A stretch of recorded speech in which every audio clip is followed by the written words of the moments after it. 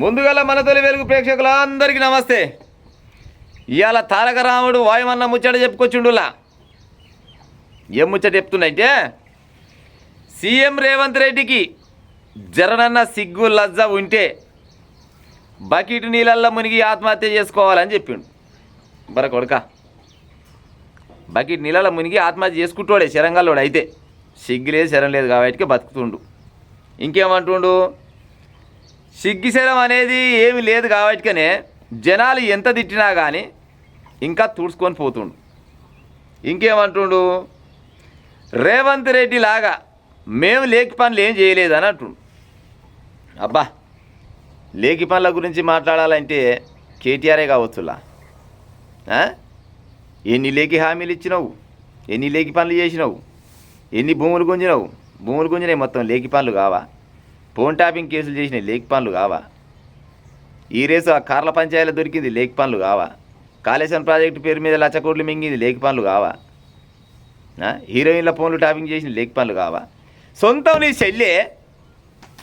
చెల్లె మా ఇంట్లోనే 4 ఫోన్లు ట్యాప్ చేసిరని చెప్పింది. అది లేకి పని కాదా? లేకి పని కాదా అది? ఇంకేమంటాడు, మేము అక్రమ కేసులు పెట్టలేదు, అన్యాయంగా అరెస్ట్ చేయలేదని అంటాడు. సిగ్గు లజ్జ ఏమన్నా ఉండాలి జరనన్న. అక్రమ కేసులు పెట్టలేదా? జర్నలిస్టుల పైన పెట్టిన కేసులు అక్రమ కేసులు కావు. తోపంటి పోతుంటే కార్లలో వేసుకపోయి స్టేషన్లో కూర్చోబెట్టింది అక్రమ కేసులు కావు. 13 మందిని లాకప్ డెత్ చేసిరు. అవి కావా లేకి పనులు? అవి లేకి పనులు కావా? 13 మందిని అధికారం ఉందని అరెస్ట్ చేసి లాకప్ డెత్ చేసినావు. అవి లేకి పనులు కావా? సిగ్గు శరం లజ్జ ఏం లేనట్టుందేసి రాజకీయ నాయకులకు చెప్పుకుంటేందుకు. జర్నల్ని అబద్ధం ఆయన్ని అతికినట్టు పాడు కావాలి కదా. ఇంకా కాంగ్రెస్ పార్టీ అధికారం రావడానికి హామీలు ఇచ్చిన రేవంత్ రెడ్డి అధికారంలోకి వచ్చాక ప్లేట్ ఫిరాయించారని ఆరోపించారు. అధికారంలోకి వచ్చినాక ఈయన ప్లేట్ ఫిరాయించి నేనేమో మంచిగా జనాలు అందరికీ పెరిగిపోబెట్టిండు. అంత దొంగలేనా ఎవడే అచ్చమైన వాళ్ళు. రేవంత్ రెడ్డికి కర్రు కాల్చి వాత పెట్టాల్సిన సమయం వచ్చింది. రేవంత్ రెడ్డికి కర్రు కాల్చి వాత పెట్టవలసిన సమయం వచ్చింది. అందుకోసం మన కర్రు కాల్చి దగ్గరికి పెట్టిరు. అందుకోసం పత్తలే కూడా వీకిరు. మళ్ళీ బయటకు కూడా ఎదకాలం లేదు ఒకడు. గ్రామాల్లో ప్రజలంతా తిరుగుతున్నారు. ముఖ్యమంత్రి చరిత్రలో ఎవరు ఇసవంటి సిగ్గులేను లేడట. ఈ తెలంగాణకు ముఖ్యమంత్రి, తెలంగాణ కాదు ఉమ్మడి ఆంధ్రప్రదేశ్ మొత్తానికి వెళ్ళిన ముఖ్యమంత్రులలో సిగ్గుశరం తప్పిన ముఖ్యమంత్రి ఎవరంటే ఈ రేవంత్ రెడ్డి అన్నట. సిగ్గు శరం ఉన్నవాడైతే ఈ పాటికి బకెట్ నీళ్ళలో మునిగి ఆత్మహత్య చేసుకునేవాడని విమర్శించాడు. ఆయనకు సిగ్గు శరం లేదు కాబట్టి ప్రజలు ఎంత తిట్టినా పట్టించుకోవట్లేదని ధ్వజమెత్తారు. మాజీ మంత్రి హరీష్ రావు, మెదక్ నియోజకవర్గ ఇన్ఛార్జి పద్మాదేవేందర్ రెడ్డి ఆధ్వర్యంలో పలువురు కాంగ్రెస్ కౌన్సిలర్లు సోమవారం తెలంగాణ భవన్లో బీఆర్ఎస్ పార్టీలో చేరుతారు. మరి చేరకుంటే ఏం చేస్తారు? ఎవరు నచ్చిన పార్టీలు వాళ్ళు చేరుతారు. కేటీఆర్ వారికి గులాబీ కండువా కప్పి పార్టీలోకి ఆహ్వానించారు. ఈ సందర్భంగా ఆయన మాట్లాడుతూ, ఢిల్లీకి పోతే చెప్పులు ఎత్తుకపోతారని చెప్పే ముఖ్యమంత్రి ఉన్నాడు ఏంటన్న దరిద్రుడా, ఏడా అప్పు పుట్టగది కాదా అని ముఖానికి అని అంటుండు.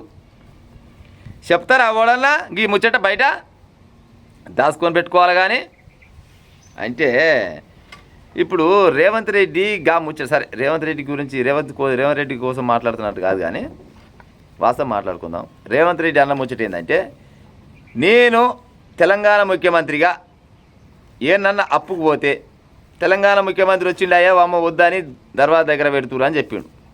వాస్తవమే కదా అది. తెలంగాణ ముఖ్యమంత్రి చెప్పులు ఎత్తుకపోర్రా అని చెప్తే వాళ్ళని చెప్పులు ఎత్తుకపోవాలని చెప్పిండు. అది ఎందుకు చెప్పిండు? మన తెలంగాణ రాష్ట్రానికి అప్పు పుట్టగత అయితలేదు. ఎందుకు అయితలేదంటే పాత బాకీలు తీర్చలే. మనము ఇచ్చినోడు కావాలి, పత్రాలు జినగాలి. గట్టే చింపేసి మీ అయ్యా నువ్వు కలిసి. అందుకోసమనే మీ ముఖం మీ గతంలో వెళ్ళిన మీరే కాబట్టి మిమ్మల్ని చూసి ఇంకోటి చేతుల పోసే కాలం లేదు. ఎట్లా పోస్తారు చెప్పురి? ఇంట్లో పెద్ద మనిషి అంటాడు అప్పు చేస్తాడు. అప్పు చేసి కాలం జాలి పక్క తప్పుకుండో, లేకపోతే ఏమంటారు ఇంటి బాధ్యతలు పెద్ద కొడుకో చిన్న కొడుకు ఇంకోరికి అప్పచెప్పి అనుకుందాం. మళ్ళీ అదే ఇంటికి వెళ్ళిపోయి ఓ సావుకారి దగ్గర పోయి మళ్ళీ 10,000 అప్పు కావాలంటే మళ్ళీ చేతుల పోస్తులు వస్తున్నా సావుకారిగా.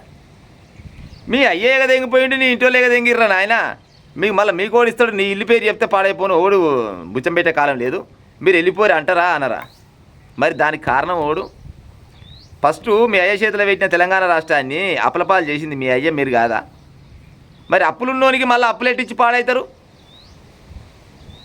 అందుకోసమే కదా ఆయన అన్నది, వేరే సరే అనకూడదేమో అన్నాడు. ఎందుకు అన్నాడంటే వాస్తవం చెప్పిండు. మన పేరు చెప్తే ఓడు అప్పిస్తలేడు, ఆడు అప్పిపోయేసరికల్లా మీకు మంచి సంతోషం అవుతుంది. తెలంగాణ రాష్ట్రం అభివృద్ధి కాదు, వెనక పోతుంటే ఇక బదనాలు చేస్తూ ఉండాలి. ఎంతసేపు బదనాలు చేసి ఇక తెలంగాణ రేవంత్ రెడ్డి ఉంటే పాడైపోయిన ఓడు అప్పించే కాలం లేదు, మళ్ళీ కేసీఆర్నే గెలిపించాలి, మళ్ళీ కేసీఆర్ గెలిపిస్తే మళ్ళీ కేసీఆర్ ముచ్చనా అంటే మళ్ళీ అప్పసప్పులు చేస్తాడు, తీసుకొస్తాడు. అసలు నిజంగా కూడా రేవంత్ రెడ్డి అనే వ్యక్తికి సిగ్గులేదు, నిజంగా కూడా సిగ్గులేదు. ఎందుకు లేదు అంటున్నంటే, గింత ఓపెన్గా ఇంత బల్బుతోటి పశమసితోటి భూముల మసితోటి మాట్లాడుతుంటే ఏడనన్నా ఈ కేటీఆర్ అనే వ్యక్తిని వాళ్ళ ఇంటోళ్ళని కానీ ఆర్థికంగా భూముల విషయంలో మందిని గుంజుకునే పైసలు వాళ్ళ సొంత పైసలు తీసుకోకూరి, మంది సొమ్ము తీసుకుంటే ఆ సొమ్ము అంతా వెనక గుంజుకొస్తా అని చెప్పిన రేవంత్ రెడ్డి ఇవాళ సైలెంట్గా ఉన్నాడు. ఎందుకు? నిజంగా సిగ్గులేదా రేవంత్ రెడ్డి గారికి? కేటీఆర్ అన్న ముచ్చటే కాదు, నేనన్న ముచ్చటే కాదు, కేటీఆర్ చెప్పినట్టే నిజంగా లేనట్టుంది. మరి అయితే అంత శరంగల్లోడు అయితే నువ్వు తీసుకున్న జనాల దగ్గర దొబ్బిన సొమ్మంతా బయటికి గుంజితే డబ్బుల విషయం వెనకకు వాడు ఈ పేలాటం ఎలా పోవు. ఆ మంది దగ్గర గుంజుకున్న భూములన్నీ ఉన్నాయి కదా, ఆ భూములని వెనక గుంజుకొస్తే ఈ పేలాటం బెలపోవు. అవి గుంజరా ఇది పాడైతుంది. ఎందుకంటే అందులో ఏమైనా వాట ఉందేమో పాడైపోతుంది. గిన్ని రకాలుగా ఫోన్ టాపింగ్ కేసులా ఈయన ఎంతో కొంత ఈయన ఆయన ఉన్నదని పోయేస్తూనే ఉంటాడు. కాళేశ్వరం కేసులా ఇలా చేయిందన్నది పోయేస్తే జనాలందరికీ ఎరుకున్న ముచ్చటే. చాలా రకాలుగా భూములు గుంజుకుండా అని అందరికీ ఎరుకున్న ముచ్చటే. మరి గిన్ని కేసులు ఉన్నాక కూడా రాజలెక్క తిరుగుకుంటా అప్పుడు ఇప్పుడు ఆ ప్రెస్ క్లబ్ కాయో లేకపోతే అన్నో ఎన్నో మీటింగ్లు పెట్టుకుంటా రాజలెక్క తిరుగుతున్నాయి. అంటే నిజంగా కేటీఆర్ అనే వ్యక్తివి ఇది వీకలేనట్టు. మరి అయితే అనే కదా నాది ఇది కూడా వీకలేడని చెప్పింది వెనకట. మరి ఏమన్నా లొసుగులు ఇద్దరుగా ఒక్కడ ఉన్నదేమో పాడైపో. అందుకోసం నేను చాలాసార్లు చెప్తుంటా వీళ్ళంతా ఒక తల్లి పిల్లలే అని. నిజంగా రేవంత్ రెడ్డి గారు మీరు తెలంగాణ రాష్ట్రంలో అధికారంలోకి రావడానికి కేసీఆర్ పైన వ్యతిరేకత, నీ మీద ప్రేమ కాదు కానీ కేసీఆర్ పైన వ్యతిరేకతతోటి వచ్చిర్రు. నువ్వేమన్నావంటే అప్పుడు ఈ తెలంగాణ రాష్ట్రాన్ని మొత్తం పరివర్తన చేసిన, బంగారు తెలంగాణ కాస్త పరివర్తన తెలంగాణ చేసిన కేసీఆర్ కుటుంబాన్ని చెర్లపల్లి జైలేస్తా, నాంపల్లి జైలేస్తా, ఆడేస్తా ఈడేస్తా అని గప్పాలు కొట్టినావు. ఇవాళ అధికారంలోకి ఎక్కినావు. మరి ఏడ కూడా ఒక గుంటెడు భూమి గంటెడు భూమి గుంజవైతివి. నిజంగా కూడా మరి రేవంత్ రెడ్డి అన్నట్టు కేటీఆర్ అన్నట్టు శరం తప్పినోడివి ఉన్నట్టున్నావు కదా, సిగ్గు తప్పినోడివి అన్నట్టు కదా. మరి గా పని చేయరాదు. ఆయనకు అంత బలుపు ఎందుకు ఉంటుంది, కసముడి మాటలు ఎందుకు అంటుండే అంటే పశబలుపు, భూములు ఎక్కునే అనే బలుపు.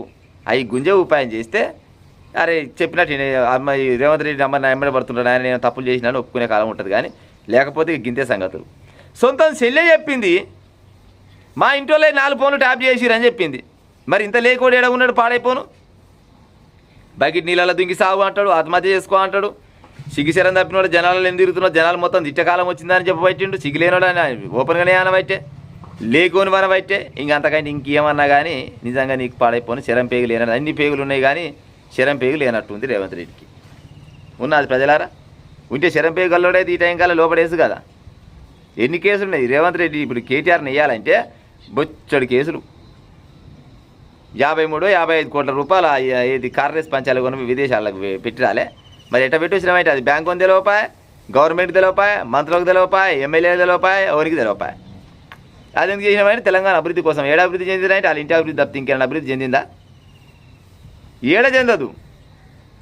నిజంగా రేవంత్ రెడ్డి గారు మీకేమైనా చిత్తశుద్ధి ఉంటే, మీకేమన్నా కేసీఆర్ పైన కేసీఆర్ పైన కాదు తెలంగాణ ప్రజల మీద ప్రేమ ఉంటే ఈ కేటీఆర్ చేసిన అవినీతిని అక్రమాలను బయటపెట్టి ఉపాయం చేస్తే నిజంగానే నమ్ముతారు. కానీ లేకపోతే నేను వచ్చారైతే నమ్మకాలం లేదు. మీరు ఇప్పుడు ఆల్రెడీ కొన్ని పథకాలు, సంక్షేమ పథకాలను అయ్యో చేసుకుంటూ వస్తున్నారు. కానీ అయినా కూడా ప్రజల వ్యతిరేకత ఉంది. ఎందుకంటే వీళ్ళంతా బయటపై మాటలు చెప్పుకుంటే తిరుగుతారు. మరి తిరుగుతులను బయట ఏం పనుకొస్తారు? మరి మీరు ఒక ముఖ్యమంత్రిని పట్టుకొని ఆత్మహత్య చేసుకో అని చెప్తున్నాడు అంటే అర్థమైంది.